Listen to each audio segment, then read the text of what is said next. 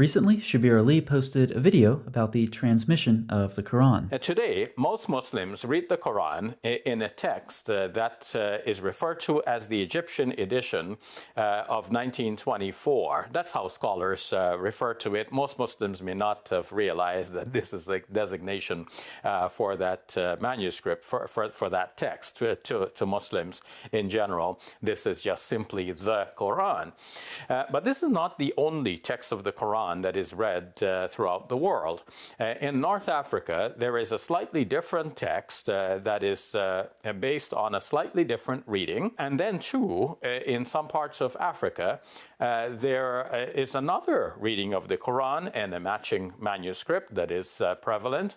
And here too, we find some slight variations that do not affect Muslim beliefs and do not affect Muslim practices in any significant degree. Ralph Cravey, who brought this video to my attention, comments, he is saying essentially the same thing about the Quran that we say about the Bible. He says that the textual variants in the Qurans do not affect any core Islamic beliefs. We Christians say the same thing about the textual variants in the Bible manuscripts. It's not only what Christians say about the Bible, it's even what Muslims' favorite and, in most cases, only New Testament scholar says as well. In Misquoting Jesus, Bart Ehrman says essential Christian beliefs are not affected by textual variants in the manuscript tradition of the New Testament. I don't know about you, but I find it ironic that after centuries of polemics against the biblical text, some Muslims are now saying something similar about the preservation of their own scripture.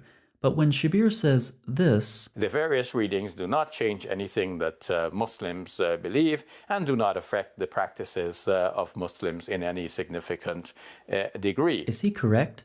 I would argue Muslims need to be very cautious about these claims. Biblical text criticism has been around for centuries and is in its advanced stages.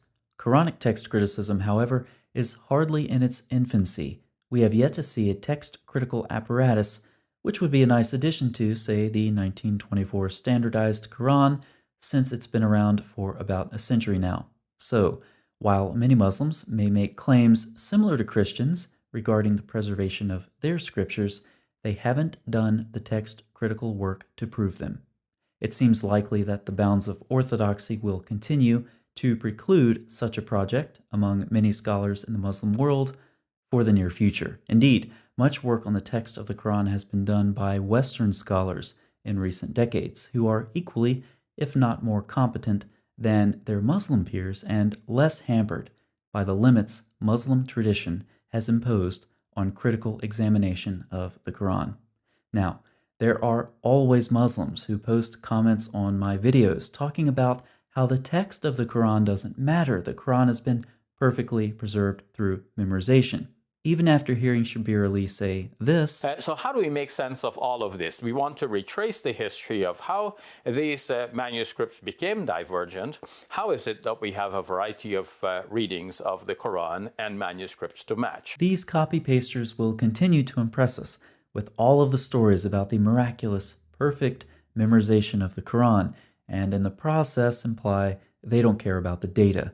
For everyone else interested in the topic, it will be fascinating to see if a more evidence-based understanding of the transmission of the Quran filters down to popular-level Muslims, and how these Muslims react when they find out that the data conflict with what they've been told about the perfect preservation of the Quran, every dot, every letter, every sound. Of course, this conflict of data and tradition is the problem the Muslim world is facing on multiple fronts, not just with the preservation of the Quran. There are interesting days ahead.